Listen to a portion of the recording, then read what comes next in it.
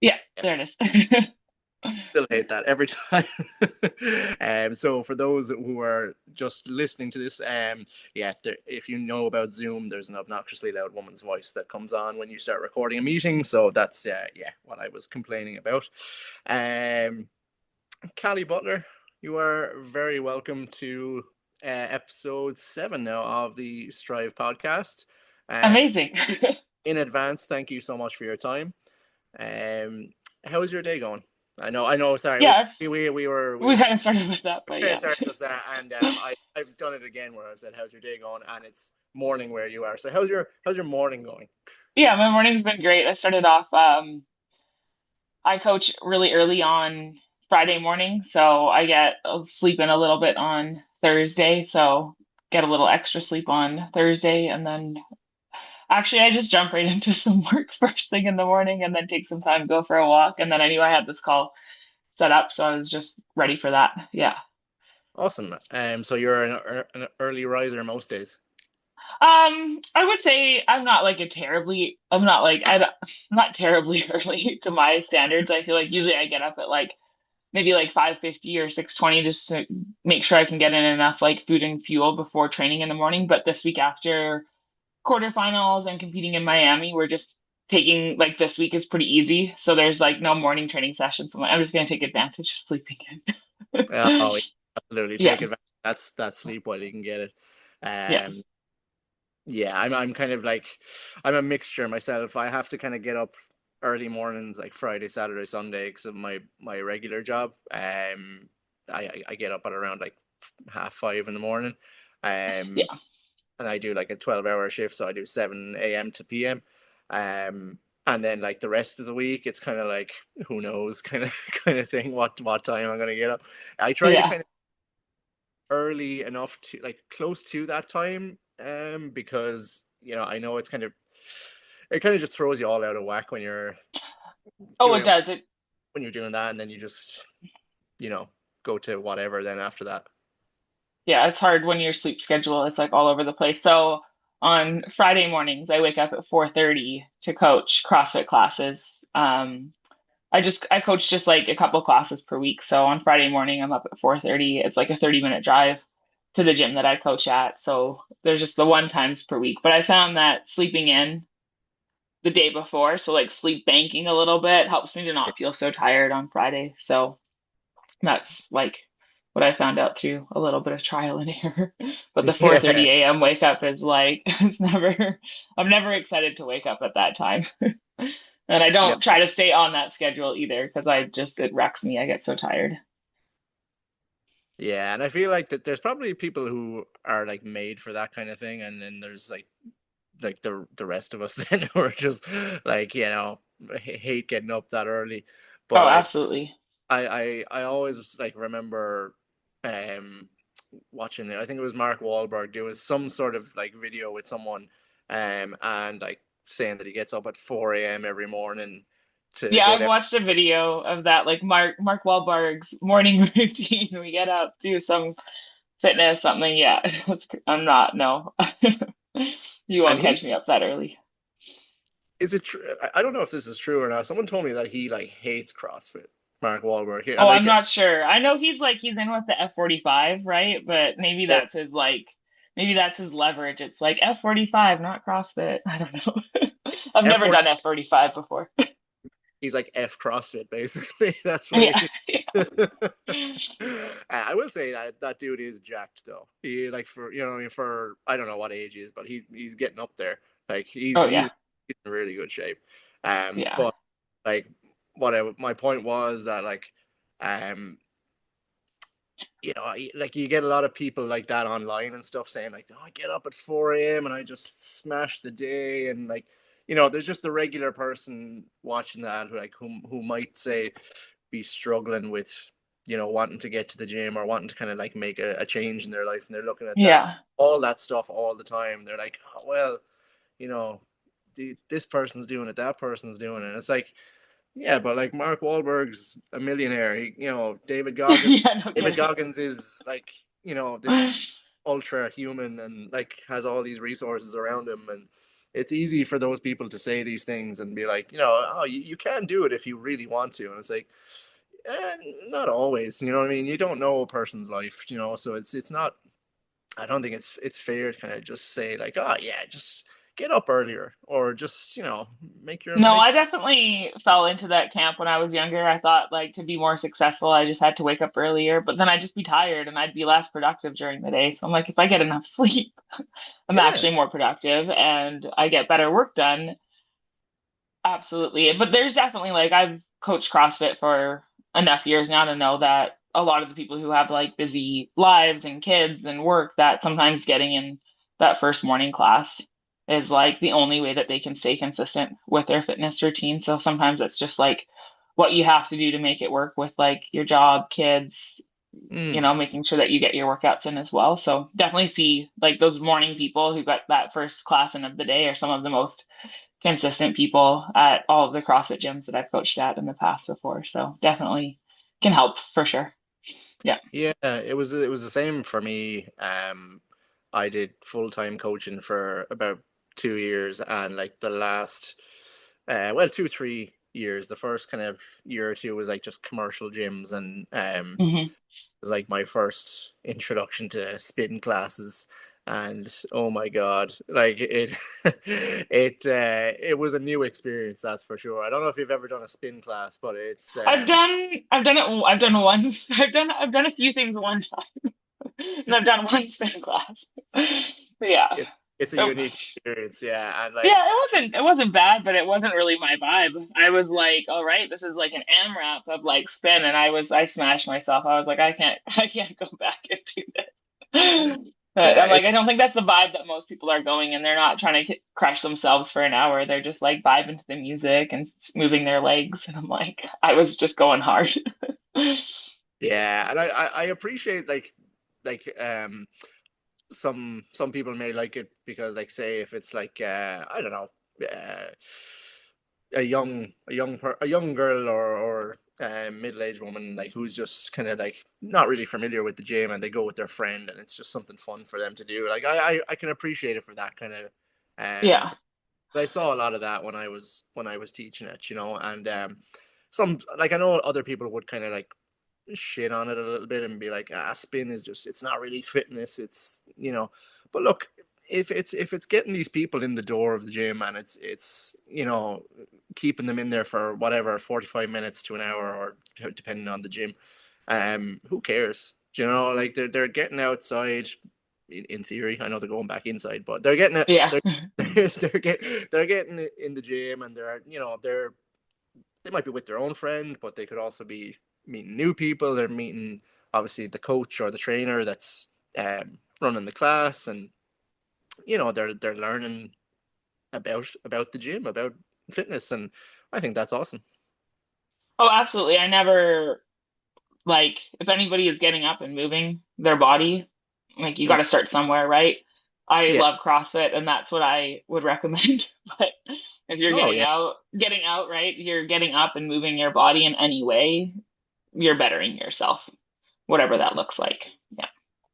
Yeah, and I was definitely kind of guilty of like following the bias of CrossFit for a long time, and like obviously I would, because you know it's the kind of the first thing I did really. um and I've seen the benefits of it physically, mentally, all that. And you know, I for a long time I did like, if someone told me that they did something else, I was like, you know, I would I in my own head I'd be like, why aren't you just doing CrossFit? Like, you know, it's CrossFit, yeah. you know. But like, again, it's like people getting into classes and stuff, it's not always as simple as that. Like, some people just connect better with different things, and some people are really into the powerlifting jazz. Some people are really into Olympic lifting by itself, or some people just love going to a step aerobics class, or you know, swimming or something like that. You know, so. And I think like over the last couple of years, then, since I've kind of been in different types of gyms and met different types of people, um, I would always like talk to people about CrossFit, and tell them, oh, like this is kind of like what I do, or what I've done, and I really enjoy it, you know. But like, I would never as much as I used to like push it on them and be like, oh, you should do it. Like, if they ask me about it, great. If not, like, Yeah. I'll, I'll still ask them like, oh, how's your spin class going, or how's, what I mean, are you enjoying going to the gym and doing your high rocks class or your whatever, So I think especially like for the more so the mental health reasons than anything else, like I think as long as you're doing something, like again, as I said, like who really cares? Obviously Oh yeah.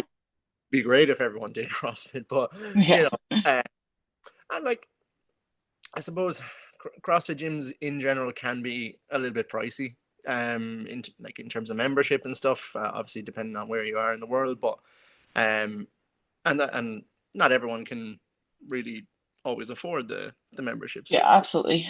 you know. Um, no, obviously there's reasons they're so high and this and that, but um, again, like if someone is going in and they're getting an hour in the gym, or even they're getting 30 to 45 minutes, in your the global gym as we call it, Hmm. you know who who cares? It's fitness, it's fun, it's meant it's not meant to be a punishment for anything. It's meant to be something you enjoy. Oh, absolutely. Absolutely. I agree on that. Yeah. So like I was saying to you before, Callie, I have one or two questions for you specifically. And we're just gonna run through a couple of them and see what we get. No Yeah. no real pressure for anything. But yeah, I'm just gonna start nice and simple. So for those who are listening or watching, just tell us a little bit about yourself and your background. So I'll hand it over to you. Yeah, I mean we can go like how far do we go back? But I So we can. I feel like this is probably the best place to start because here I am like I mean I wouldn't say I'm like a professional athlete, but I train like a professional athlete. Like I train 5 days a week for the most part, 2 sessions a day.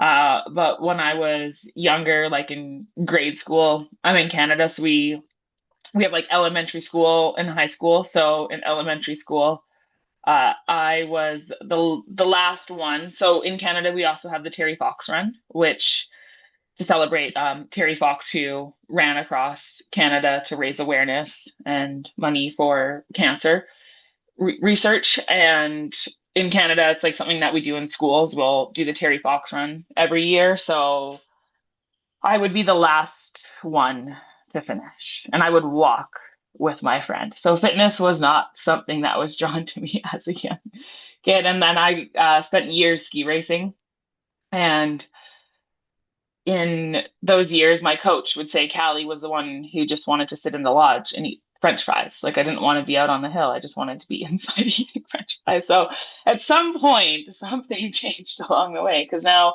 I spend a lot of my free time when I'm not working, doing and training for CrossFit. So I got a little bit more into ski racing, kind of like in coming into high school, and spent a few years being competitive with ski racing. And in that, I learned that I really enjoyed training for ski racing. Like I fell in love with the training and being in the gym was like, I was like, I actually really like this. And I think I just enjoyed seeing progress. Like I got stronger. Like I can lift more weights. I can do this movement that I couldn't do before. And fast forward, we can go back to any of this if you have any more questions around this. But I think this is just like it's just the kind of funny little stories that I'll share when anybody asks me about my past. So I stopped ski racing. I knew that I was like that was kind of in the past. I was ready to move on. And I remember being in Las Vegas and seeing people doing rope climbs. Like if you've ever been to Vegas, there's like outdoor pools, there's massive screens, like it's just a vibe. And I think they had the CrossFit Games or regionals on a screen, and there was somebody doing a rope climb, and I was like, I could learn to do that if I really wanted to. So fast forward 2 years later, I had gone to school for resort and hotel management. And Oh, after I okay. graduated from that, I walked into a CrossFit gym. And I literally, like, I walked into the gym and I saw there, I don't know if there was a class, I can't remember if there was a class going on or if just some of the coaches had been training, but I saw the woman in there lifting weights and I saw their strong legs. And I literally had this thought was I was like, this is where I belong. Like, I belong here. this is where I want to spend my time. And I hadn't even done a class. Like I literally just walked into to the gym. And so that was 2 years after having seen the rope climbs on the screen. And I was just in my early 20s. So I did my first CrossFit class. I had done it for like a couple months and then I dragged my husband into it. I was like, I kept coming home. I'm like, you can't imagine. I did this workout and it had, I don't know, 100, 150 box jumps in it. Or like there was, it seemed crazy, right? I was like 100 push-ups or something. I was like, you can't even imagine how like insane what I'm doing in the gym is. You have to come and join me. So I signed him up. I didn't even ask. Like I just told the coach at the gym, I was like, He's you're going. signing my husband up. He's doing it. So now he also competes in CrossFit as well. So just kind of Okay. like one thing led to the next. And because of my ski racing background, I had coached ski racing for a few years and coached U12, which was like 10 and 11-year-olds. So I definitely kind of found it's very different kind of like coaching style than coaching a CrossFit class, but learning to watch and see movement is similar, just in a very different landscape. So I've been doing CrossFit for maybe like I started in like 2016 and then 2017, 2018, I think I got my level one and started coaching. It wasn't at the gym that I started at. We ended up moving. So I started coaching and did my level one and started coaching CrossFit from there. So, I mean, I can keep going, but I don't know if you have any No, questions. no, Yeah. no, no. Absolutely, keep going. Absolutely. Yeah. Yeah. So that was in 2018, I got my level one. And when I had started CrossFit, I was so nervous about, because I was coaching ski racing at the time, but I was so nervous about getting into coaching CrossFit classes. And I thought that I could never do it. Like I just, you walk into a CrossFit gym and you see somebody doing ring muscle ups or handstand push ups or a bar muscle up, and you're like, no way, I could never do that. Like, and I had the same perspective of like, no way, I could never coach CrossFit or like, I'm not good enough to get my level one. And Hmm. I think like one of the coolest things that I've gained from doing CrossFit is this continuation of like being able to do things I never thought I could do, which Hmm. is just like one of the best things that I've been able to gain from CrossFit coming into my life. So I did my level one, started coaching, and I was nervous, like very nervous, but like, you just dip your toes in, you get a little bit better. And the coaching in this background with ski racing definitely helped me with that. And then after doing my level one, we ended up moving again, just kind of like trying to find our spot like in life and figuring out Yeah. work and whatever. So we ended up moving again and I really wanted to be coaching like full time. I thought my dream was like to just be, I mean, I still am coaching full time. I just am coaching nutrition. So I thought my dream was like to be full time in a gym or to eventually own a gym, but I just knew I wanted to be helping people better themselves, whether it was like in the gym or through nutrition. So I ended up was in this weird spot where I wasn't really coaching. I was looking for work. So I said, hey, why not? Let's go and do my level two. And that had been maybe only after a year of coaching with my level one. I thought if I want to be better at this, I might as well just go and do my level two. And I knew at some point I wanted to go and do my level three, like immediately after doing my level one. I was like, or my level two, because I thought maybe I'm not good enough to do my level two. I don't know if I could ever do my level three. And here we're at, and coming back to competing at RX, Wadapalooza in Miami this year. I had volunteered in 2020 in Miami just before COVID, I which was a probably, I whole, probably, I probably passed you because I was yeah, there for that one. yeah. And that was I had a great time down there that year. And I remember standing on the stage. I remember maybe not all the athletes, but we remember watching Guy Maleros do rope climbs in his descents. And I think he was competing in the RX division that year. And we are like, man, he's going to be at the top soon. Like, this guy's got amazing skills. So I watched that and thought, man, that would be so cool if I could do that. And like, fast forward, I'm like, man, like, I'm literally living out what I thought was never possible. It just has taken time and consistency to get there over the years. So, the gym that I coach at now, CrossFit Vernon, which is just 30 minutes away from the town that I live in, I wouldn't say we definitely don't have like a competitive background or like, but they have had competitors in the past. Right now, the gym is definitely doesn't really like drive. We're not like, man, we want people to like, we have local competitions and we'll definitely like You, encourage people to show up for that and do, you don't push I people. don't, Oh, no, we don't have like a competitive track or anything like that, but we've had people from our gym, Jeremy Meredith, he used to be the owner of the gym and he competed at the games twice back in the day.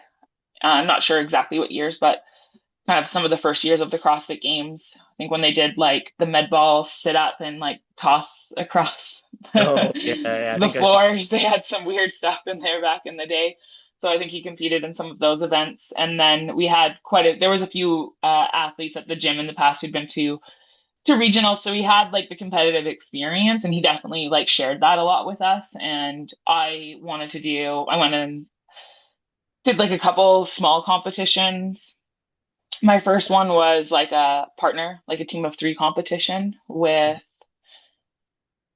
two girls who had asked me to do that. And I had a blast doing that. I was like, that's fun. I had no idea what was going on like the entire time. Like they just were like, Callie, we're going to do this and that.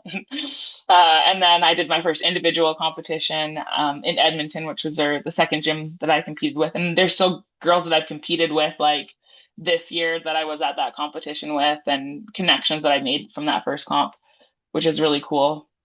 And just like the community and CrossFit that we have, I'm sure in the world, but in Canada. And then I moved again, so to the gym where I'm at now, and was like, I want to do this competition. I signed up for it. My husband was like, yeah, that sounds fun. He wasn't sure if he wanted to really get into competing at the time, but he signed up. He had a blast, and then we finished it. And Jeremy was like, hey, you guys, if you want to do this, you should hire a coach. So that was kind of like our first introduction into like being a little bit more kind of like serious about what we were doing and like, hey, let's like not just kind of like play around with this, but like have some more direction. And, this and that led to where we're at today. Awesome. Yeah. And sorry, what my question was going to be. So who is your coach now? Right now, I am working with Jeff Cooper, who is a brute coach. So uh, under brute training or brute strength, right? And I got like a funny story about how we got connected. But I had a friend who I met at the games a couple years ago, Abby Miller, and she stayed with us because I worked for CBG, so she was a CBG client at the time, and she came and stayed with us in our Airbnb. She was like the one client who came and stayed with us, and we made a great connection. And then the next year at the CrossFit Games, so this summer, we got connected and she works with a brute coach as well, Tommy. I think his last name, I feel like I don't pronounce it right all the time, Pikamoto, I think. Uh, So he is now a brute coach as well. So she connected, or she asked me if I wanted to come to like an activation, right? So they like kind of take over the gym and they host a class. And I was like, absolutely sure. Like, let's figure it out. And it almost didn't work out. The class was booked up. She's like, just sign up. Like, I'm sure somebody's going to drop out. And sure enough, like, I was going to go anyways. She's like, out of all the people signed up, there's going to be somebody who doesn't show up. Like, let's just plan on going. And then that evening, it was like, hey, there's a spot that opened up. Come and join us. So I ended up going to that class. And Jaden, who coaches for Brute, was there. And Jeff, who coaches for Brute, was there. And he, in like a massive, there must have been, maybe there was more. The gym was huge, but 30 or I don't know, 30 or 50 people. Anyways, there was a lot of people in the class. Like they yeah. really, I think maybe it was like 30 people in the class, still crazy amount. But with all of that's going on, I'm an athlete. I move like, I've been told many times, I watch my videos, like I move pretty well, but Jeff still had like a few points. He still had some coaching and like in a massive class like that, I was like, oh, that's cool. He's still seeing things for me to pointing out to me in my movement. And then Was this a on class Sun, of like people of your level, or was it like just oh, it like was just open to everybody. Like just yeah, like anybody can sign up. So I'm sure they're all people who've done CrossFit in the past who are, there for watching the games, but of all levels. Like we did like toes to bar machine and some cleans and they just walked us through a great class. Intervals, of course. If you do brute or follow brute program, there's going to be intervals in there. okay? So yeah, a lot. It was a good interval workout. And then Sunday night at the games, we were at a bar and we just ended up uh, just like striking up a conversation and just chatting. And I was like, man, if this guy is like down to talk to some stranger pretty much for like an hour, 90 minutes, then like she cares about what he's doing. And obviously he's very passionate about it. So we hopped on a call after the games. And at that point, I hadn't been working with a coach again. So I was ready to, I was feeling ready. Like I'm okay with not just doing what I want to do in the gym anymore. I'm okay with somebody else guiding me and being like, here's what we're doing today. You have to do this. I'm like, I'm ready for that again. Because I had had a time and point. I had just got into a point where I was like, I just want to go into the gym. And like, if my friend's doing this workout, I just want to be able to like do that with them. And I had a great year of doing that and got very fit doing that as well. But if you want to like get up to the next level, you definitely have to kind of focus in a bit more as well. Yeah. Yeah. And what would you like for like in terms of the relationship between you and your coach? Because I know like some people would say that they're very like um argumentative with their coaches, or they kind of like have a bit of a back and forth in like a kind of a playful way, I guess. But would you would there ever be kind of times that you'd like question anything that your coach would say, or do you kind of just for the most part you're kind of like, yeah, no, I trust you. I'm gonna go exactly what you say. Yeah, I think there's always a time and a place to just have understanding about the intention behind what's going into your program. And I don't think that there's ever, uh, I don't ever think it's bad to check in and ask, like, hey, why are we working on this or why aren't we working on this? And I think it's great if you can have an open relationship and be open with your coach and your trainer, and they can also come up and explain the intention of why they've chosen something. For the most part, I'm okay with like, here's what's here, and I just have to put the work in as well. Does that make sense? Yeah, yeah, no, no. Yeah. It's just the reason I ask is because I know, Hmm. the best example I could give in would be like team sports. So say in soccer, Mm. you know, so the Premier League that's in England, if there's a team that's not playing very well, um, and like the manager or the coach, sorry, the coach is falling out of favor with the players, they kind of usually say the saying is like he's lost the dressing room, he's lost the locker. Mm. Um, Hmm. you know, and like that could be due to like I don't know the way he talks to players, the way it's the culture that's set in the team. And I was just curious what it was like from a CrossFit athlete's point of view, because I think Yeah. there's a kind of like a fan's perception in CrossFit, which is not always a bad thing, that like there's no, you know, there's no beef between anyone or like athletes and coaches Yeah. In and that sense. Yeah. and you know, I think the more that I've kind of been exposed to it.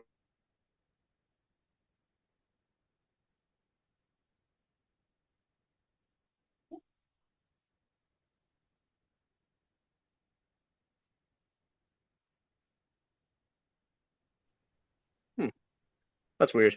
Um, Were you gone, no, or because I was I just have by myself for a while and I was like, is it your I connection? have no idea. That's weird. But It's also sometimes technology is just does its thing. Yeah, and it's funny because I was Yeah. watching a podcast with a friend of mine that I haven't seen in a long time, and the exact same thing happened on his Oh, podcast. weird. Maybe it's a Zoom Someone, thing. yeah, someone just disappeared on it, and I was like, oh, okay, that's weird. But yeah, even with the Zoom, like I'm not even using my own laptop right now. I'm using my partner's laptop Yeah. because my Zoom camera was working fine for like weeks and weeks, and you know, and then just all of a sudden it just stopped working, and I was like, what the hell? Like this is just I hate technology, even though I've grown up in the era of technology. I know, right? Like, I like, you know, I'm the kind of person I want to plug something in and just have it work straight away and not have to like set up stuff. Just be like, Yeah. you know. So if this podcast ever gets to like great heights, I'm gonna like have like 10 people to do all the fucking like Oh, absolutely. Yeah, stuff. you just add on little bits and bits Yeah, as you grow and you learn. Yeah. yeah. So yeah, no, back to what I was saying. Yeah, that there is this perception of kind of like, you know, that like everything's kind of like, you know, all friendly and nice in CrossFit, and you know it's not the Mm, yeah.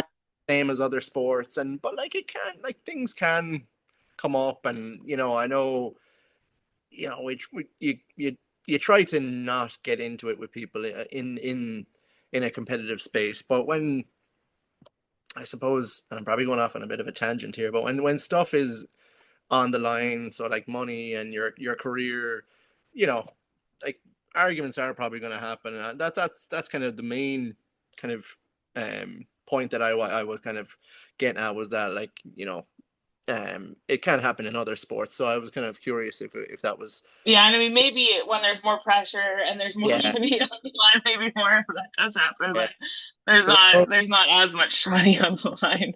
yeah, true. Yeah. But you did, because obviously I was doing a bit of research for this interview, and I was kind of having a nosy at your Instagram, Yeah. and you My did. Instagram that got deleted, there's not much on there. Yeah, That so was one of the first things I noticed. I was like, she's not a big social media person.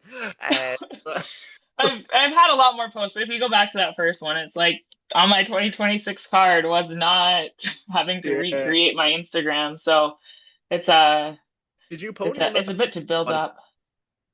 At SoCal, so Okay. I've competed at Wadapalooza. What I had in my head, I've been to Wadapalooza 5 times. So my first time was competing or was volunteering. My second time was competing intermediate division, which I didn't even Oh, think I would qualify for to one. I was like, let's just do the qualifiers. I qualified. intermediate's tough at Wadapalooza.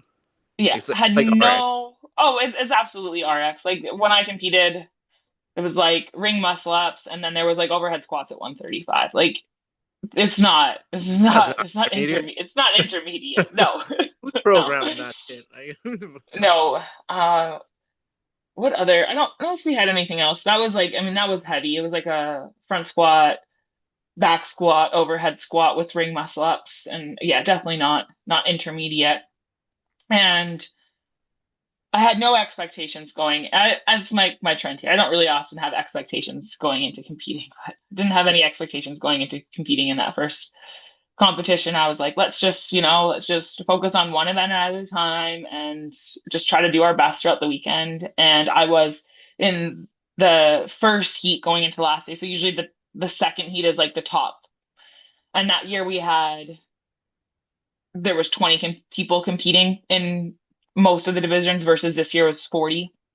So I was in like I wasn't in the top 10 going Mhm, into, oh, I might have been seventh going into that. I'm not usually good at looking at the leaderboard as I go through, but mhm. I wasn't in that top heat. And I ended up winning the competition. There was still 300 points for grabs on the last day, and the last day was one of my best days in that competition. So I was like, dang, okay. No You expectations. could have. I've also never been on the podium before in my entire life before that. So that was a What? pretty cool experience. Yeah, I was gonna say, what's that like as a feeling? Yeah, like a shock. I just was like, I'm here. And it was, I think as far as like the vibes go in Miami, if you've ever been there, if you were at Bayfront in those past years when they had been at Bayfront, like to be able to stand on a podium in that venue at that Yeah. time, like I was like, this is surreal. Like I never thought that I would be here in this spot. So I'm like, okay, maybe I'm actually I'm actually pretty good at this CrossFit thing and like competing in live competitions as well. And then after that competition, like a year, like kind of made some switches with what I was doing with like training. And then I also ring muscle ups have been like just a struggle for me to figure out and to get to that point. They're getting better. Thanks, Jeff Cooper. We're working on them. And I've also done some work with like Hattie Canio and I've had other coaches and I've done other progressions to get there. So I've had lots of little help along the way with the ring muscle ups. But I was like, I just need a break from the pressure of competing on your own. Hmm. And when you compete on a team, it kind of can take a little bit of pressure off, especially if there's something that like you have a weakness in. So Hmm. I was like, let's do a team. So we ended up getting a team together for the first inaugural like Wadapalooza SoCal. And that was my first time competing on a higher level like team of three. So we got to use the worm for the first time, which was fun. And then we ended up winning at SoCal, and from SoCal we got an invite to Miami that year. So we ended up competing RX division on teams in Miami. And then I thought, I started working with Jeff Cooper, and he was like, hey, do you want to do the Wadapalooza qualifiers? It'd be really fun to like coach you in person. I said, hey, why not? And that led to competing in Miami this year as well. Wow. Yeah, Yeah. I miss. I said this to a few people before about Wadapalooza, that I miss the old venue. I think, uh, Hmm. I know it was smaller, but like I think that was kind of what made it good, though. It Yeah. contained that vibe a lot more. No, I haven't been to the new one. And I've only been to Bayfront once, but um, yeah, it was just nice, especially when you had the swim event at Bayfront. It was nice to kind of like see the kind of like the bay of It's a cool area. Yeah. visual, yeah. Um, and it was a nice spot. Um, how did Wadapalooza go for you this year? I know it was kind of like, for a lot of people, I know it was up and down, obviously, with the weather and Oh yeah. all that. So, what was your experience? The weather added a totally different layer of adaptability.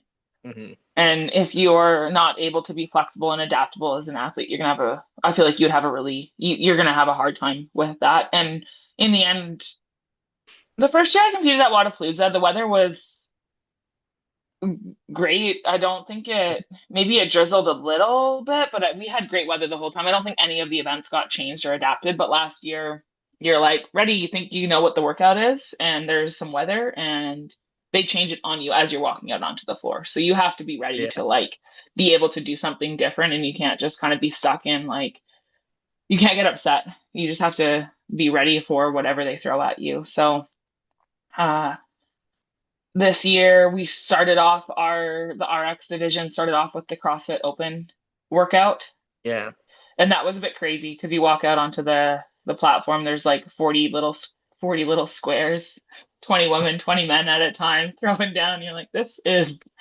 absolutely insane. yeah, And I'm definitely not blaming my hair on this, but usually I wear my hair like back in a pony.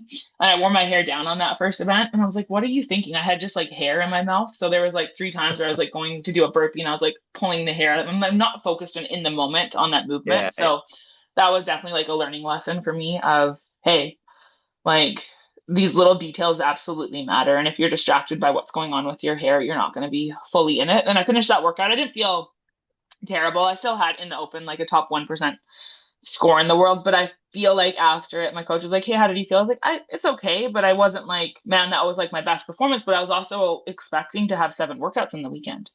If I'd known it had been 5, maybe I would have pushed a little bit harder because it's also like you're not just competing for one workout, you're competing for an endurance event really in the end when you're competing in CrossFit over a 3-day weekend. You have to pace yourself, you have to fuel right over an entire weekend like that. And then the next workout that we had ended up getting delayed because of weather. We had a little bit of rain on was Friday, that like, so we had the row, wall ball, and rope climb. So we were supposed to have one legless rope climb each round into decreasing reps of regular rope climbs. And we ended up just doing regular rope climbs. So I think all of us we're briefed on the workout as we were doing legless rope climbs. So they're like, here's the workout, one mm, legless rope climb, 3 regular rope climbs. They're like, okay, now we're gonna go over the details of the workout. There's not gonna be any legless rope climbs. So literally right there as you're being briefed to go out to the floor in like 2 minutes, they're like, the workout's changed. So I think all of us are like, well, you know what that means for all of us, you're gonna have to row harder, right? yeah, So it changes the workout a little bit. And that one, I ended up having a better finish in that one than the first workout, the open workout of the day. And then you just get ready. The next day we had started off with the beach run. And I knew that the girls that I was competing with, like I have a lot of respect for them. I'm like, they're all freaking crazy fit. So I was like, I have no idea where I'm gonna place in this run. And I think the run ended up being my best finish, which, going back from Cali, Terry Fox finishing walking yeah. around the last person to finish to finishing third and having very close times to some of because we got to run at the same time as elite teams ran kind of, they Okay. ran, I think they were the last heat to go out of all of the like all the community, like the masters team, Okay. dual teams, they all go first, and then elite teams will go. So being able to compare and see times, like we're running the same course, and I was comparable times to some of those athletes as well, some of those elite team athletes out there. So I'm like, all right, running in the sand, I guess that's a good event for me. So And was that just a straight run in the sand, or did you have to go into the water as well? yeah, there was two little bits. There was like three boys, and I think there was some confusion on it said three on the map, and then when we ended up going, it ended up being really only like two where you actually like really had to get into the water and go around a buoy, which was very interesting. I ended up actually kind of swimming like just a little bit. I was like, maybe if I can just like relax, my heart rate will come down. Definitely looking back at my heart rate data after, there was no dip in my heart rate once we were going. So yeah, that was definitely like interesting in the water and out. You have to kind of climb. If you've been to Miami Beach, it's like flat, and then as the water, it just drops off like Oh, right into the ocean. Like there's a bit of it. So when you come out of the water, they make you like kind of run up a little hill and then you can kind of come down and run along like the harder part, but it's all at a slant. So you're also like running like not on a flat surface either. And man, I rolled my ankle. I didn't hurt myself at all, but like I rolled my ankle like 4 or 5 times at the end of that run. You're like tired, fatigued, step a did you little weird. So did you go out in sorry. shoes, or did you kind of go like barefoot, or? Yeah, I went out and I ended up buying a pair of Solomon water. They look like running shoes. I bought them. My husband like, oh, those look like running shoes, and they're like water shoes. And I feel like they were a good choice because they didn't hold on to. I think if you wore regular running shoes, they'd soak up and hold on to water, and they'd feel very heavy. Yeah. Versus these didn't have that heavy feeling. So I just kept them on the entire time, and they worked pretty good for that. Yeah.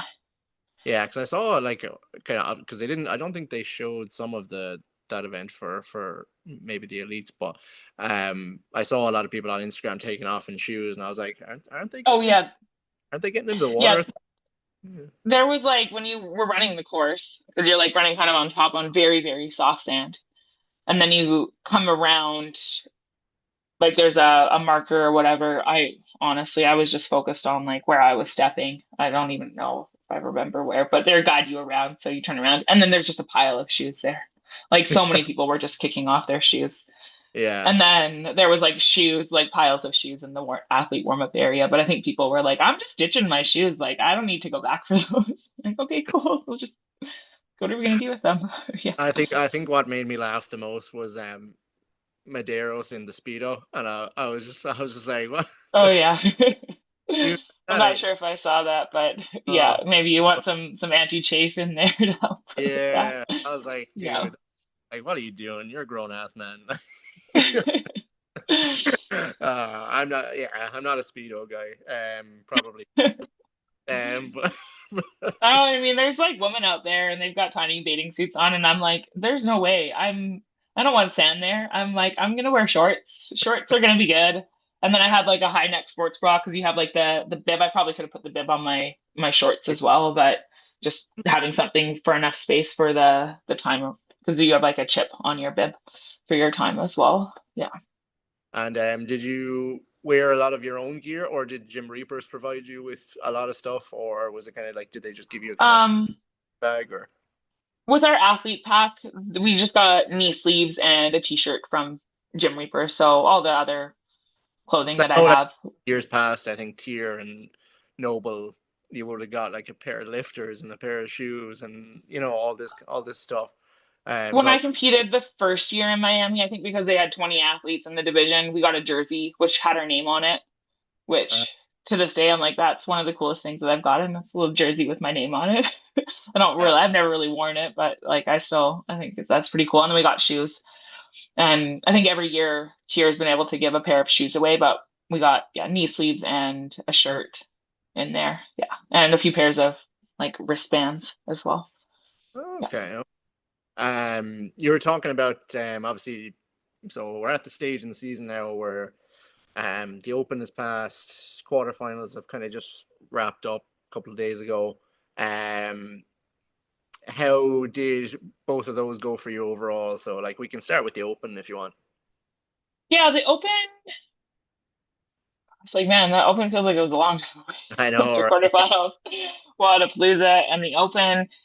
This year, so this year the Open had ring muscle ups, and I mentioned ring muscle ups have been a harder, like a weaker point for me. So I didn't even know based off of like what we've been doing for training and with ring muscle ups has just been working maybe on like density in them is like, 3 reps every 90 seconds or something. So I haven't really done more than like 30 or 33 reps in an entire session.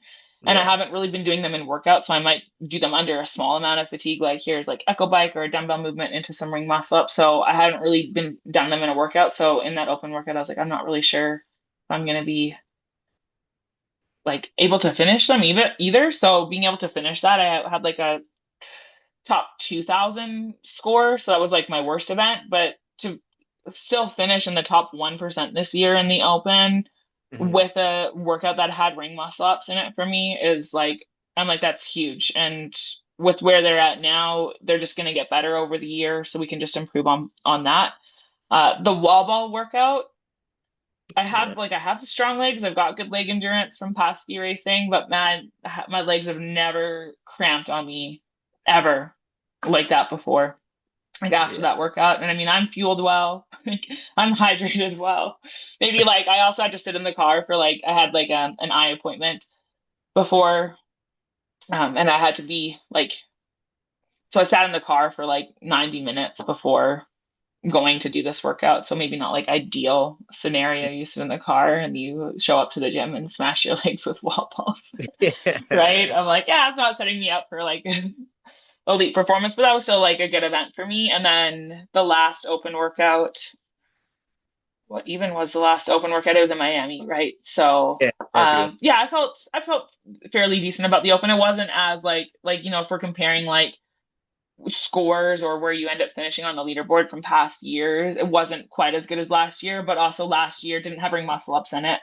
And Yeah, we had a workout with a rower in it, which as the more competitions I do, the more qualifiers that I do, the more rowing that I do in workouts, the more that I realize that rowing is quite a big strength for me. So having a workout that had rowing in it and not having ring muscle ups, like yeah, I would have been higher up on the leaderboard this year. And then quarterfinals, I finished definitely like my best quarterfinals and closer. I think my official score now Wednesday has been like things are all validated, like all the scores are officially validated in there. So I moved up just a few spots and top 400 in the world, like 380 something in the world. So like a top oh, 200 score.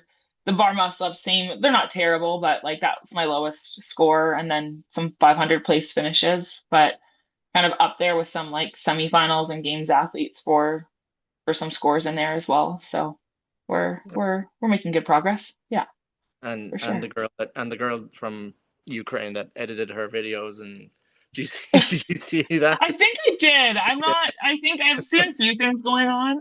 Yeah, no, Yeah. unsurprisingly, it was Hiller that put it up on his Instagram, Andrew Hiller.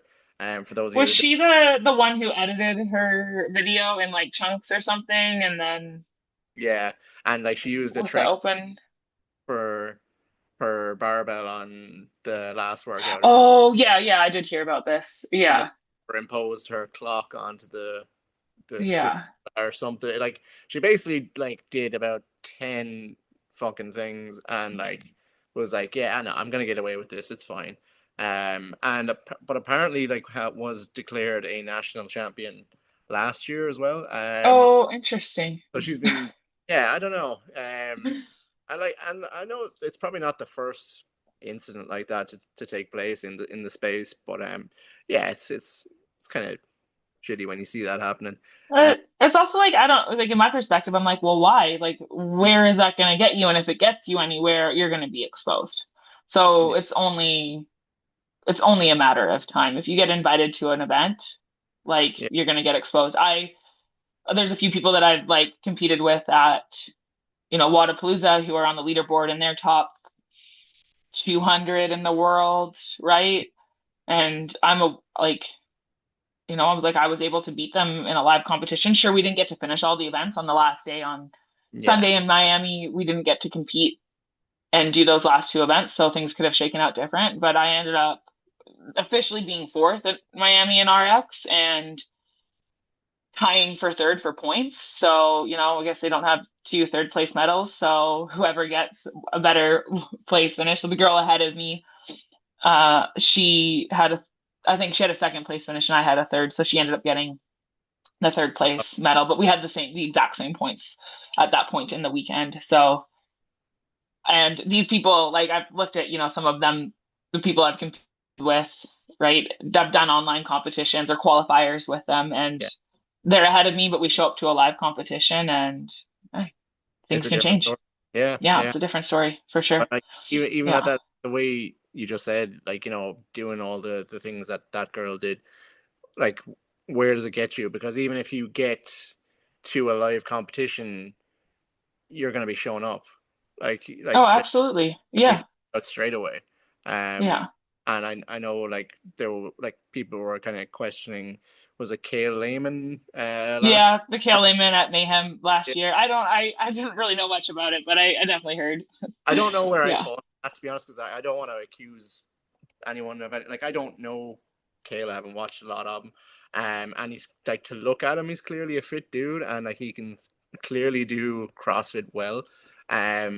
But yeah, like his scores were very far away from everyone else, and I don't think he finished a single workout. But I don't know. It's you kind of have to do a lot of like digging to kind of, I guess, you know, find out if there's anything sinister going on. Oh, Um, yeah. And sometimes, I mean, people can show up and do a lot better in their gym, right? yeah, They're in their comfort. They know they've got, the gym's the same temperature. They've got their barbell that they like to use, right? Like maybe they have a specific barbell. There's a rig. Everybody's got their own pull-up bar in the gym, right? There's like, it's the one pull-up bar that I use. there's the grippier one and Comfort. Yeah, the you can go to the bathroom anytime. You don't have to like start exactly this time, but it's like at a live in-person competition, there's more pressure. You have mm-hmm, to be ready to go when you're ready to go. Your warm-up is going to be different because sometimes you don't have all the equipment to warm up with. mm-hmm, And the warm-up areas at these competitions can be insane. And you walk in there and you're like, wow, like you yeah, feel the energy of like the anxiety and the stress from all the competitors. And it's just busy. Like it's Miami, it's sandy, yeah, yeah. right? It's Like, it's hot. It's yeah, yeah. Yeah, uh, there's a lot more variables. So, like I said that earlier, like you have to be adaptable. And your warm up is also like you get your heat call times are like 30 minutes mm-hmm, before your event starts. So you have to warm up and then you have about 30 minutes to wait before actually getting to do your workout. So you kind of have to be okay with not like warming up and then jumping into your workout like, 5 minutes later. What's it like when you're, say, I'll use Wadapalooza as an example. You're in your heat. You're going into the corral tent before you go out and do the workout. Um, what's the kind of atmosphere in the tent like? Are you all talking to each other? Are you Yeah, messing around? Or like, is it it's dead pretty serious? quiet. It's Because usually like very quiet. because like I've Yeah. seen like with the guys, it's usually like they're all ripping on each other and they're kind of like, Yeah, no, no, no. It's very different for the ladies, that's okay, for sure.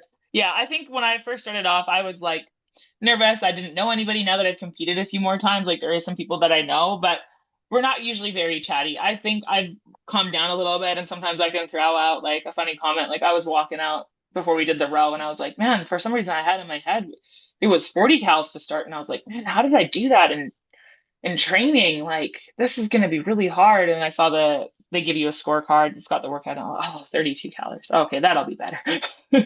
yeah, Yeah, and I was like, man, the whole time I was thinking it was like 40. So yeah, but there's not like a ton of conversation happening. That's for oh sure. Yeah, we're all like, horse blinders on, like we're ready to go. So yeah. yeah, I'm gonna run through you, yeah, babe. Yeah. But That kind sometimes there's often like, a fist bump or a high five, like, hey, let's go. Good luck. Like, we're not really shit. The girls are not shit talking people. No. yeah, it's Yeah, yeah. we're encouraging. Yeah. Um, and like, where do you stand now? Like, I've asked someone else this before, but where do you stand on the whole like, um, cheering for your competitors? Like, so say the the last person we've seen it many times in workouts. Hmm. The last person that's out on the floor, other people who have finished come over and are cheering them on and kind of like trying to get the crowd involved.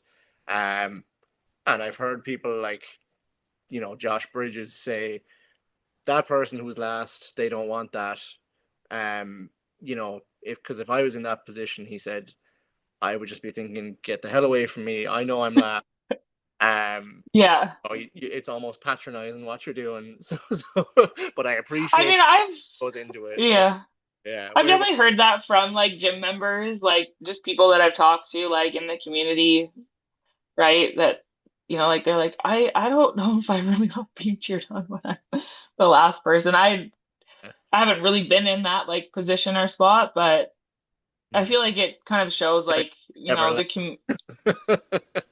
yeah, and I think it kind of just shows like the community, right? Like you'll get the same thing in the gym as you do outside on a stage. I don't think there's anything like bad or wrong with it. And if it helps them to, it's like, maybe they don't like that pressure because it's actually forcing them to push harder, right? hmm And they wish that they could just kind of finish at the pace that they're at, but it's actually forcing them to like hurt a little bit more to finish harder. So, And in your to sorry now to go kind of back to because it just popped into my head about the open. mhm.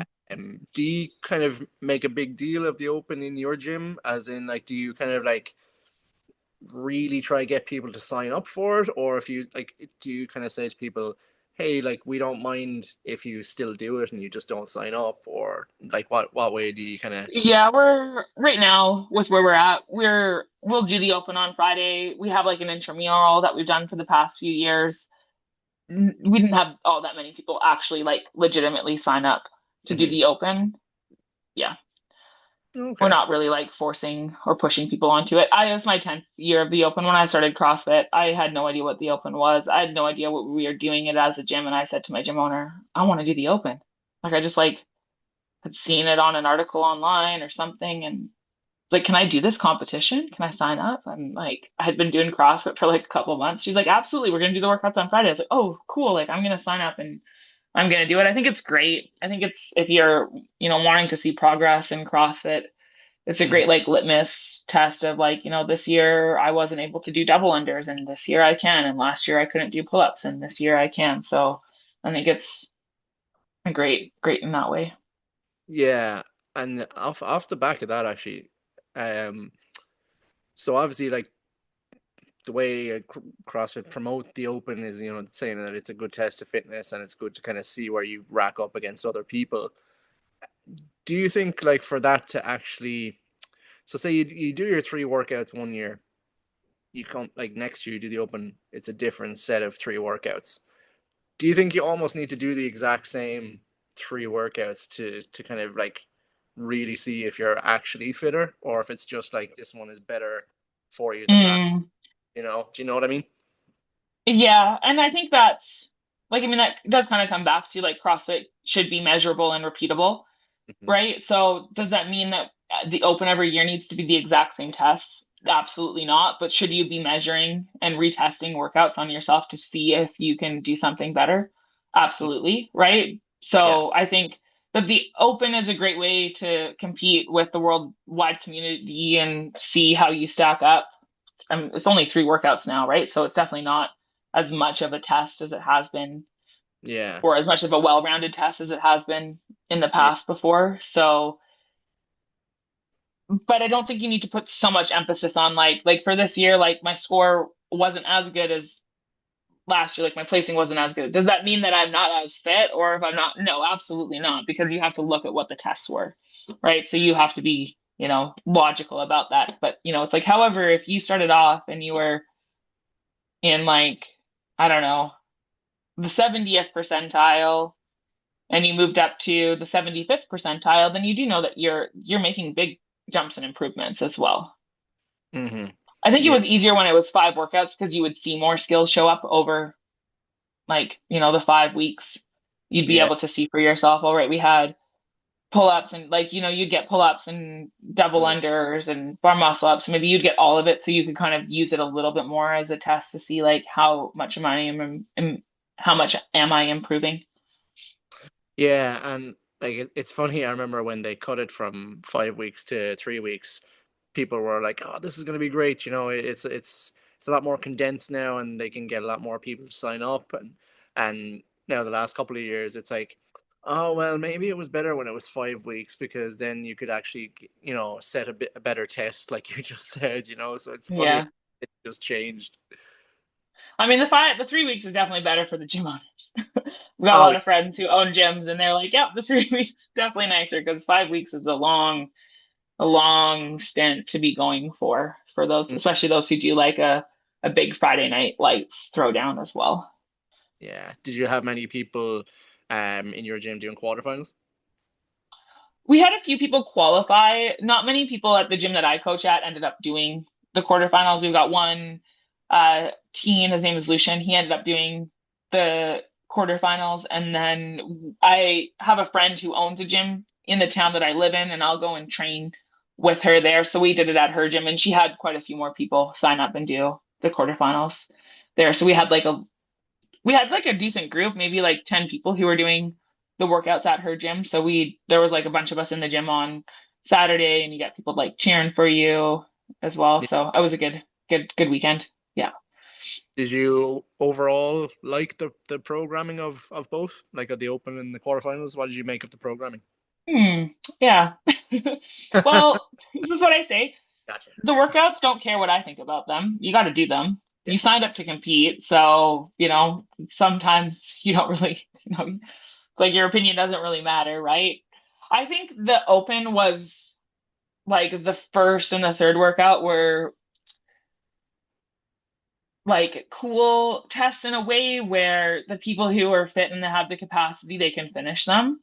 Hmm. But and like having them be for time, but then for the other people, it's like an AMRAP, it's still very, very challenging. So I feel like that was kind of like a cool push, and I think that that made it in some sense harder because you have all of this work to do, and you're like, man, the time cap is quite short for this. Like, Yeah. how many people can push to actually finish under the time cap? So I feel like it definitely is like pushing the top people to like dig a little bit deeper, right? So in that sense. I feel like between opening quarterfinals and having done my CrossFit level 3 and looking at it as a programming overall, when Hmm. you look at the top athletes, maybe like the top 100, 200 athletes, like the athletes who are finishing those open workouts or very close to, and then their times for quarterfinals, there wasn't anything over, like you think the last workout, 26.3, I think more people finished that than 26.1, if I believe. So if you finish that, you were maybe like 15 minutes, and there was no test longer than that between open and quarterfinals. So I feel like to have a bit better of a like more rounded test, we do need to see something longer in there as well. Yeah. Do you think Yeah, you'll probably see something like that in semis? absolutely. Yeah. I mean, Mm. last year we did a 30-minute workout. So I feel like that There definitely was a is, 30-minute workout in semis. yeah, Oh, 30-minute AMRAP of 1K row, 30 toes to bar, and three rope climbs, maybe. Maybe it was 3 or 4 rope climbs. Yeah. or I did that 30. workout twice over the weekend. You did it too. Oh, wow. Okay. Yeah, I did it twice. I like did it once and it was okay, but I was like my rope climbs were a little bit all over the place, and then I did it with another one of the athletes from our community, Yeah. another Oh, did gym. you do the online semis, was it? Yeah, Or the online semis last year. Yeah. with, oh yeah, yeah. I was like, was that like Syndicate or something? And I was like, No, it was the online. I don't know if they yeah, might do. I don't know how, they maybe would have some one workout in there that's a little bit longer like that. Yeah. yeah. And is what is I know probably anyone who I asked in the CrossFit space would probably say the games, but what's the goal for you this year? Hmm. The goal for me, and even since I started CrossFit, like when I started, I wasn't like my end and ultimate goal is to compete. My ultimate goal is just to see how good I can get. Mhm.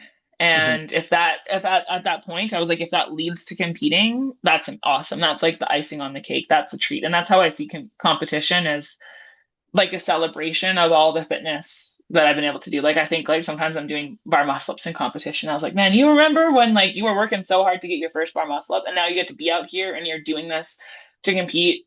Like I just never lose that gratitude of like learning the skills of these movements. So when I had started being able to like train a little bit more competitively or even before that, like I just wanted to get to a point where I could train to see how good I can get and just see what my potential is. So that's kind of like my motivation. If that ends up being like an in-person semis down the road or some bigger competitions, that's amazing. But I'm not putting all of my emphasis on that. I feel like I've done that in the past before where I put all my pressure on like reaching a certain level or a point, and I don't enjoy the process of it anymore. And I actually just love like I love training. I love seeing progress. I love hitting PRs or, getting better Yeah. times and things and just seeing that progress. So if that progress leads to bigger things, that's awesome, but that's not the end goal for me. Do you think there's a part of being an athlete like that though that there comes a time where you kind of have to hate it a little bit?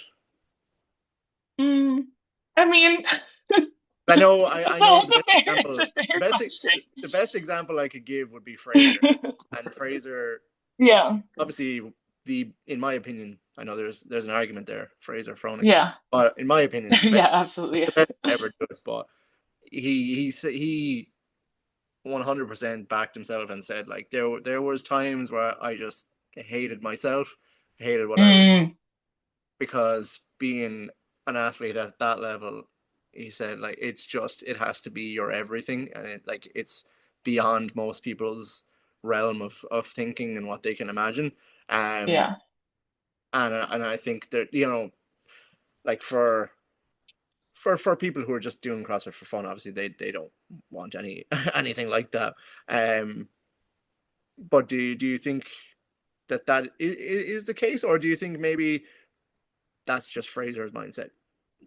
well, I mean, I haven't ever won the CrossFit Games, so I don't know what it takes. I, So to I be fair, like at that level, maybe there does have to be a yeah. little bit of that. But I think obviously, like it's not easy and it's hard. So some days are going to like I remember somebody was sharing this type A fun, type B fun, type C fun. Type A fun, it's like it's fun while you're doing it. Mm. Type C fun, it's like you're not having fun while you're doing it, but after like, hey, that was kind of fun. And I think that's kind of like Yeah. CrossFit. And like ABC type fun is like it's not fun while you're doing it. It wasn't fun afterwards, right? So there Uh, definitely is like, obviously there's a part of like suffering.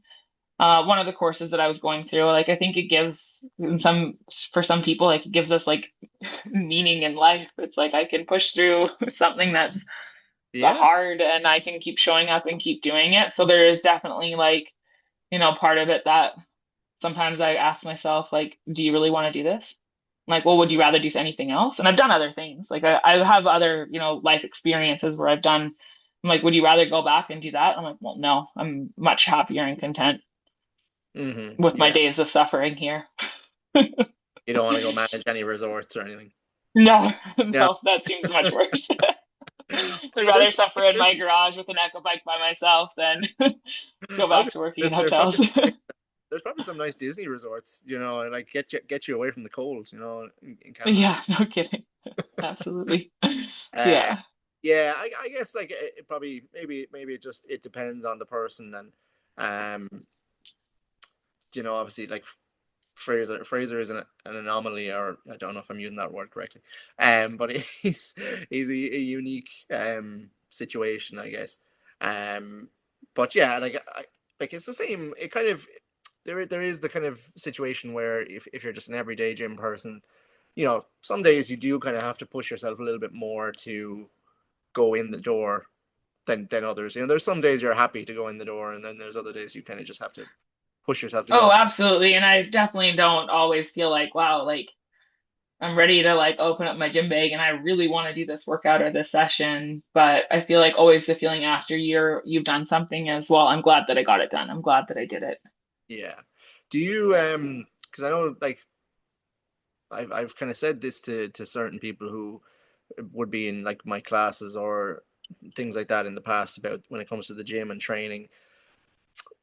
So if they're like having a really bad day, something might have happened in their personal life, and they're kind of like, almost like 99 to 100% that like going to the gym will not fix their day, that they need kind of like they just need to lie down for a couple of hours, or they need to kind of go out for a walk. I know that there are coaches out there who would still really try and push that person to go to, Mm, regardless, because it's what they have come from, and hmm. the mindset that they have. Um, would you kind of be in the camp of, hey, look, whatever gets your mind back on track, do that, or Yeah. kind of have a different I way of? mean, it's definitely an interesting perspective, and it's like, everything, does everything in the life always need to be solved by going to the gym? Mm, No. And there's probably is some scenarios where potentially stepping out of the gym is what you need to do that day. However, I do know from, people telling me in the past before, or from gym owners and friends, how much the gym has saved people's lives, like from mental health as well. So I do think sometimes even when you feels like the last thing that you want to do that day is to walk into that gym, that you still need to show up for yourself. yeah, yeah, and because obviously, like I suppose at the level that you're at, or other athletes at that level, is it like, can you just decide to not train that day, or is it kind of like, well, I'm kind of, No, I mean, like if I've got training, I'm doing it. yeah, yeah. Like there's nothing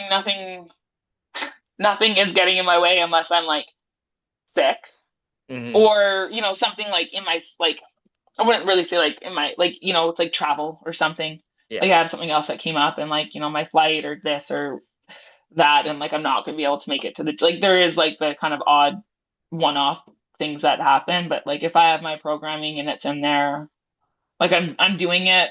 Injury could be one where you have something in your program, it shows up, you're like, oh, my shoulder isn't feeling very good with like chest to bars today. I'm not going to force myself to do it as written, but I don't know Yeah. if the years of just discipline and showing up and continuing to show up even when you don't want to, it's like, well, it's paid off and it's worth it for where we've gotten to. Yeah. Okay. Yeah. That was actually going to be another one of the questions I have written down, is like, where are there ever times where you doubt if it's worth it, what you're doing? Yeah, and I think that kind of like it comes back to like your reason and like your why. Like if your only why is, and it may be deeper, like if your why is just like I just want to make it to this competition or the games or semifinals, then you might like, and there's not a deeper reason why to it, then I think it might be really hard to like, believe in your, like not believe in yourself, but to think like, is this really worth it? But when you do have a deeper reason for it, then I feel like it's easier to feel like it's worth it to keep showing up. And I mean, I just come back to like, would I rather not be doing it? Hmm. No, I wouldn't. I wouldn't rather not be doing what I'm doing right now. Like, would I rather just like be doing one CrossFit class a day and just kind of like have my fitness just cruising along? And I'm like, no, I want to see improvement. And who knows how long that will last for, right? Like other things in life can come up and change, but for now, it's worth it. So yeah, that's great. Yeah. Yeah. And where I was going to go from there was obviously like the kind of the big word now in the fitness space is high rocks. Uh, Yeah. not so much CrossFit as it once was. No, no, no. We had a Um, girl walk into our gym. She's like, I do high rocks. Can I like, she's like, I do high rocks. Like, not like I want to try high rocks. She's like, I do high rocks. And like, yeah, I want to come and train here just because like the gym that she's going to, it's like kind of yeah. like the Globo gym. I think they have like rowers and treadmills and stuff, but it's like, it's just not conducive to her training. Hmm. Yeah. Yeah. What do you think of something like high rocks, just in general? I mean, it looks hard. It looks hard. I haven't done one. It looks I want to hard. do one. But I think I if could run we one. had one about 5 hours away in Vancouver, which is fairly close to where I live. It would be like the closest city center that would host one to where I live. And we Yeah. had one, but I was in Copenhagen at the WFP during that time, just spectating. I wasn't competing, but Okay. I think if there's one that comes back close, I would maybe be interested in signing up and joining. I don't like, man, the people who are really good at high rocks, they are very fit. Like they're very good at running, right? Like Yeah. they're great on the machines. I do kind of like joke around sometimes. I'm like, okay, machines are like one of the best things that it's one of my biggest strengths in CrossFit is the machine. So I'm like, man, maybe I should just switch to high rocks. I'd probably be very great at it.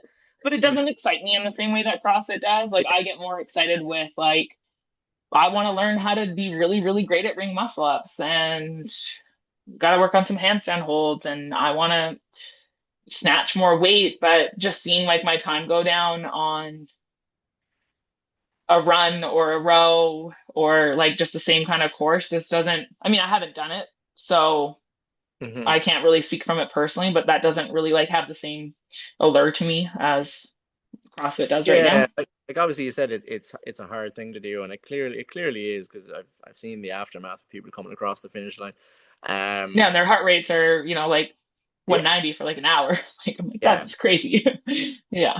And like I have a load of friends that do it and that rave about it, and and I've done like the most recent kind of I suppose functional fitness gym that I was in because it was CrossFit, Mhm. then it kind of transitioned a little bit. So now it's kind of both CrossFit and high rocks. So I did a few high rocks classes, and I really enjoyed it. Like most of the time, it was like a partner's workout, and Yeah. you do it with your buddies, and it was always good fun. Like, um, but the problem, do I say the problem I have with it? The issue I have had with it, and maybe again because it's just the mindset that I've learned from CrossFit, and by no means for anyone that's listening am I saying that I have some sort of elite level mindset because I do not. I am not David Goggins. But but I feel like there's a lot more things to try and learn and get better at in CrossFit than there is in High Rocks. And I Oh, feel, absolutely. and I feel like High Rocks, I think it's maybe I'm gonna butcher my explanation of this, but is it an easy out for people who don't want to try to do hard things? Mhm. Because do you know So, what? like your perspective of like what is hard, right? Because I Yeah, mean, like running a marathon or a triathlon is hard, but it's a different kind of hard, right? It's not yeah, the same hard as like, when you are learning a new skill in CrossFit, you really have to leave your ego at the door. And sometimes that's what stops people, right? Is I don't want to look silly trying to learn this new skill, right? I don't know how many times I've tried to attempt to ring muscle up and like I'm like I'll do that in the gym when lots of people are watching. I don't mind, but some people like that's maybe their hard that they don't want to fight through is like, figuring out how to learn like it's definitely a different kind of hard. yeah. Yeah. Because I like Hmm.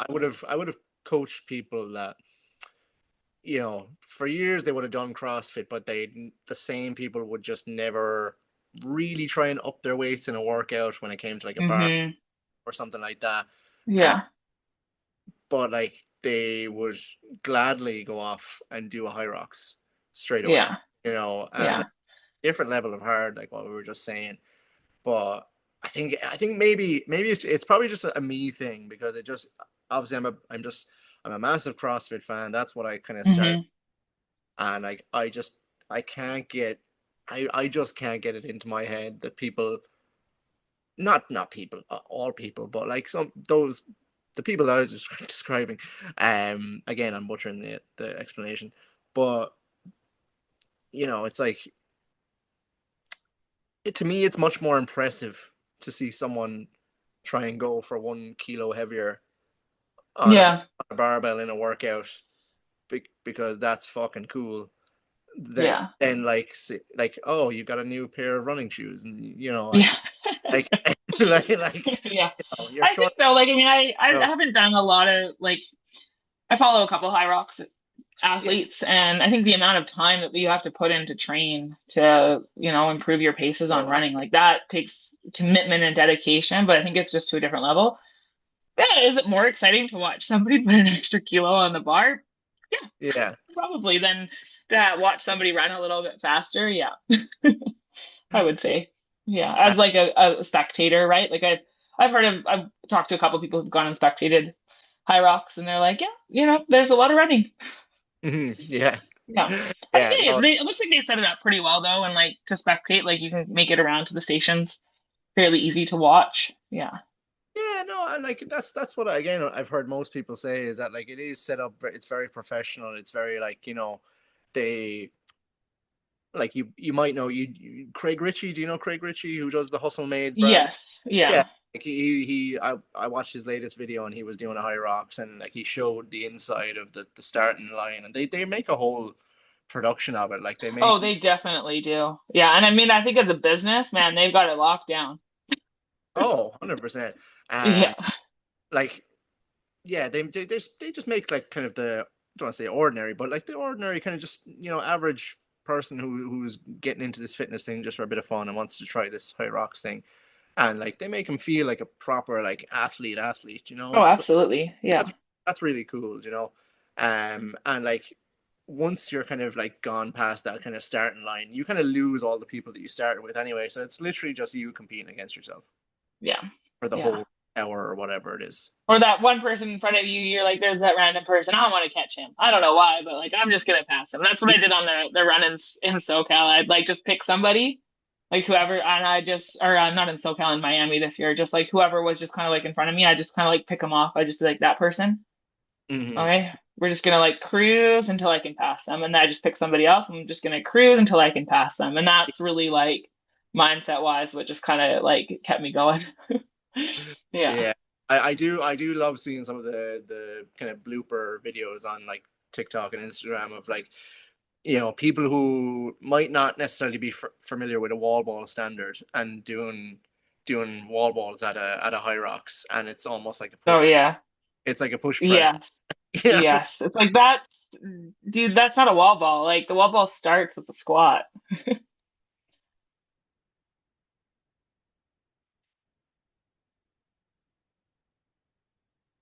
so weird. That is so weird. Why does that? Why? Who I have knows? no idea why that's happening. Could be the weather here is not great at the moment, so it could have something to do with Yeah. that. But at least it's not like canceling the call altogether. That would really make me cry. Oh yeah, for sure. Like record like the Like first stitch it all together. yeah the first episode I did I apparently didn't record it at all and I had to go and do it again. But Yeah, it was a learning experience for uh, sure. it was with you might know Sarah Bowles. I don't know if you competed against her. Um, I Uh, know the name and because I've worked with Hattie. Hattie's a friend of mine and she is one of one Hattie's of Patty's, athletes. yeah. Yeah, so I see her, like Hattie will share her stuff, so I've seen her. I know, I think I saw you did the first Yeah, podcast with her as well too. Yeah. yeah. So luckily she was super nice about it, and we just did it again. But Yeah. Yeah, yeah, no way. it's a learning process for sure.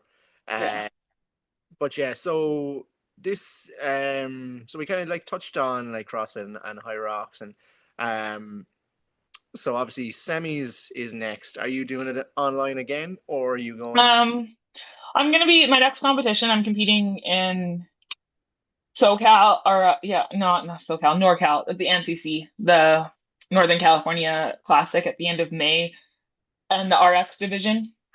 There okay? is, there is people that I've been ahead of who in some of these competitions who are competing in the elite. It's the semifinal, right? The way that the workouts worked out, ring muscle ups and jerk together was the Mhm. one workout. So your tie break for each was the other workout, which definitely hurt me a lot. But I had like a fifth place finish in one of the Okay. workouts for the not like, elite semifinal qualifier. But I'll be going for RX, and then the online semifinals are 2 weeks after. I'm not 100% convinced I want to do another like online competition qualifier in my gym again. So it'll just kind of depend on how I'm feeling at that time if I want to do that or if I just want to like take, a week off after competing at NCC and then just get back into building. So we'll see. Okay. And NCC is that a qualifier event to the games? Is that one of them? It will be. They will have. I think they last year they had two spots to the games. I think it might be. I'm not 100% sure. It might be two spots again to the games for the I find elites. I find the whole thing kind of a bit hard to follow this year. I don't know why, but Oh, it's um, yeah. yeah, like, and I've said this before, like 2019 for me was like the GOAT season that I've seen, like with the sanctionals and um Hmm. like you could, there was always like that backfill space if someone won another competition or whatever, and like you could go to as many competitions as you wanted. You can, what I mean, to try and just win money if you want, and then qualify Yeah. or vice versa. Um, what do you think? Do you think like there's been years past that were better, or do you kind of think the way they're doing it now needs work? What do you I think? don't. I've been listening to like what some other people are saying. I think that this year definitely makes it a little bit like, I mean, potentially like harder for the athletes in some ways, like a little bit more stressful. But Mm, it depends on how you see that stress. yeah, Uh, if you only have one opportunity and one chance because you get one invite to one, regionals, you got your one chance, right? yeah, However, I had heard somebody else say that it makes it harder for more people to get that like kind of semifinals experience because the top people are just competing at different events. Now, what I thought I heard and understood was that, we could look this up, but if you win a semifinals and you get your spot to your games, you are not allowed to compete in another semifinals. So then uh, that'll just change how things end up showing up. That's what I yeah, understand, but I'm not 100% sure if that comes down to like each event or what that'll end up looking like as things get kind of switched around. But from what I understand, it's like if you are in the top three spots at Mayhem, you don't get to compete at another spot. Then that also makes it harder to win for athletes. I think it's just confusing when each year is different. So, I mean, yeah. I'm not competing at that level Hmm. yet. I Yet, don't really exactly. feel like I Word. have like a perspective or opinion on it as like an athlete. I'm like, Mhm. it is what it is to some extent, right? And you just like, you can speak up, I guess, about it, but at the end of the day, it's gonna be what it is this year. Yeah. Who's gonna win the games this year? Who's gonna win the games, men, women? Uh, Oh, oh, both. And I don't know much about teams, but we we right can throw. now, I'm like a huge Lisa Campbell fan right now. Her story of coming back from an injury like that and just like what she's been through, and I've watched a bit of her content, and I'm like rooting for a Lucy Campbell win on the podium. Yeah, she's like probably one of my favorite athletes right now. And on the men's side, I mean, I think it would be cool to see a Medeiros come back for Oh, like his third podium, so that would be pretty cool to see. Yeah. he's really had a kind of a revival in recent years, Yeah. I think. Yeah, and he knows what it takes. He's done it twice, so he knows what it takes. And it sounds like from watching some of their content, like he's got a good plan and like he's in a good spot too. Yeah, And I mean, you watch him absolutely smash workouts out there. So yeah. yeah, And apparently he can do stand-up comedy very well. I don't know yeah. if I didn't watch that, but I had seen that post about it, so that to go was, back and check that yeah, I out. check out the podcast as well because it looks cool. Yeah, Boys Interrupted or something with the lads. But yeah, I kind of would like to see that as well. Yeah, I think people were kind of surprised when he had a bit of a drop off yeah, after his kind of like back to back. Um, People were like, surely there's a reason, and he would. Yeah, I think he just kind of said, no, it was just I just didn't do good, you yeah, know. But these things can happen. It's happened in the past, like I know Katrin didn't exactly have a massive drop off, but she went two yeah, back, and then just obviously Tia just destroyed everybody for the following decade. yeah, yeah. Like, Who there's else not even exists? Oh, yeah, it's like no uh, kidding. so yeah, so that's yeah, I think I'd probably agree with both, and I don't really know much since Rich left the team scene. I don't really know much about teams anymore. Oh Uh, yeah, yeah. yeah. And the teams will probably look a little bit different each year as well. You don't know. I'm not super following the team stuff right now, so Mm, uh, yeah, yeah. Callie, I'm conscious of the time. I don't want to take up yeah, your entire day. As I said, I want to just thank you so much in advance for coming on the Yeah, podcast. absolutely. It's been a good time. I'll ask you one kind of like um final big question, and then we'll have like kind of like two smaller ones. So Okay. basically, who would Callie Butler be if she wasn't doing CrossFit right now?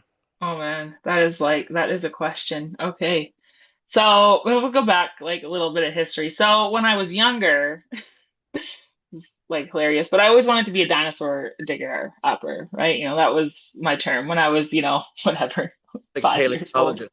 Yeah, paleontologist. So like maybe like I've been watching the dinosaurs on Netflix and like life on this planet. I'm like, man, that's pretty cool. I'm like the history of our planet. So I'm like maybe we would be doing that. I worked in forestry for a long time. I knew I didn't want to stay in that. So, and I also was like really into like yoga at some Oh, point. So it's like maybe we would be just like, living a hippie life or something. Yeah. that's cool. Um, Yeah. your last name is Irish. Do you have Irish in your family? Kind of. So my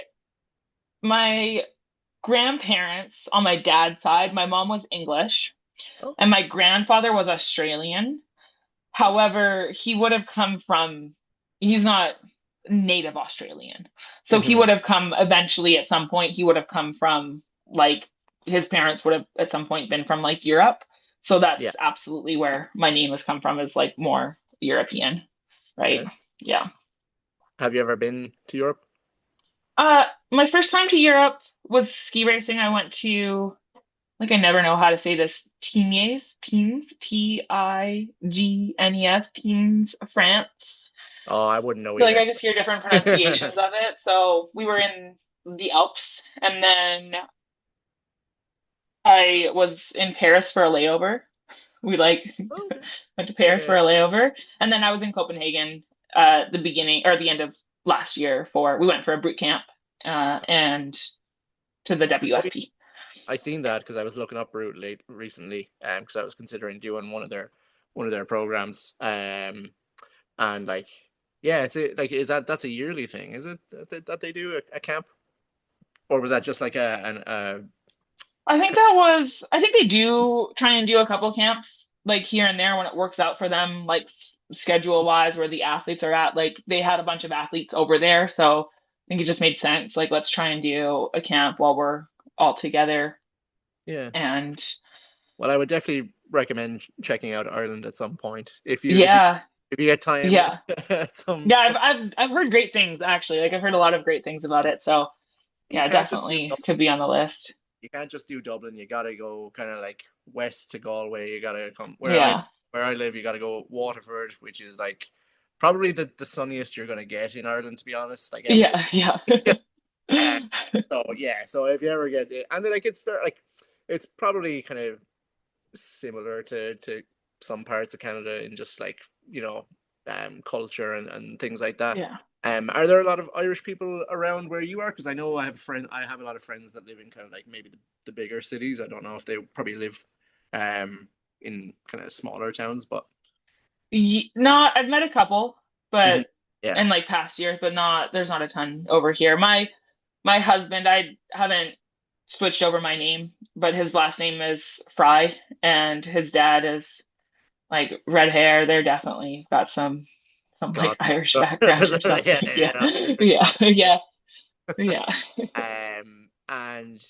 yeah, and yeah, that's cool. I've never been to Canada. I have to check it out at some point. Oh yeah, there's some lots of great things to see. I'm biased to the West Coast, so if you come over, you gotta check out the Rocky Mountains, and lots of people love Vancouver. So yeah, Yeah, yeah, yeah. Okay.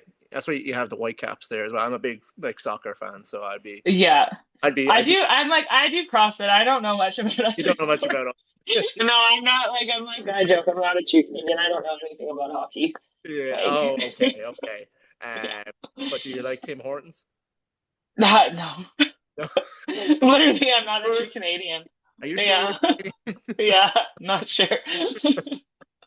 um. That's No, fun. Timbits are I'm celiac, so I can't eat there a Oh, ton, but back in the day I'm like, yeah, Timbit is pretty good. So if you come to Canada, You gotta get yourself what we got a Didn't double double and some Timbits. So yeah. Okay, yeah, I'll have to check that out for sure. yeah, Um, yeah. but yeah, Kelly, just before we go, do you have any like sponsors or friends or family you want to shout out or anything? Um, no sponsors. No, so if anybody listens to this and I'm like, Yeah. yeah, absolutely. I mean, my training partners, I Yeah. train with my friend Renee, at her gym, CrossFit FYP. So she's been huge in helping me kind of, like at one point I wasn't feeling like super inspired to be training and just made sure that I wanted to find like my connection and love for the sport again. And we'd been training together, so that definitely helped out. So, I mean, yeah, anybody close to me, my coaches, anybody that I'm like connected with right now, but absolutely no. Yeah. Awesome. And where can people find you if they want to support you or get in touch with you? Yeah, right now, my very lively Instagram account with my 7 posts. We're trying to build it back up, but CrossFit Cali is my Instagram handle right now. Awesome. That's Yeah. perfect. You can Um, reach out to me. I don't have a crazy, I'm not like, flooded with DMs every day. Mostly okay. just clients that message me. So yeah, You were probably that's a a good little bit, spot to. were you a little bit surprised when I got in contact with you? I had figured like just looking at leaderboards online Yeah. with Yeah. like Wadapalooza that you just like seen my name and it's pretty easy to find people that way. And my Instagram, it's pretty easy to find. So I was like, that's probably how you found me. Because I had friends ask me about like how are you finding people for your podcast, and I literally doom scroll leaderboards. Yeah, That's yeah. yeah, what it And is, you know. that's the best way to find people who are legit out there doing the thing. They're not just, like Yeah, sharing some edited video on YouTube yeah, of yeah. their performance. It's like, oh, these people on these leaderboards, they've been in a live competition. Must be legit. Yeah. We're not talking about Yeah. anyone in particular. Yeah. But yeah, CrossFit Cali Butler, thank you so much for your time. Thank Um, you. and whatever you're doing with the rest of your day, I hope it's great. Enjoy whatever training you have coming up, and you said you might be doing NorCal or you are doing NorCal. I'm doing NorCal for sure. The online semifinals after that, we'll see. It's up in the air. Yeah. Oh, Yeah. Thanks so much, John, and best of luck with the podcast. thank you so much, and I shall talk to you again soon, Cali. Yeah, absolutely. Have a good one. Thanks. Bye.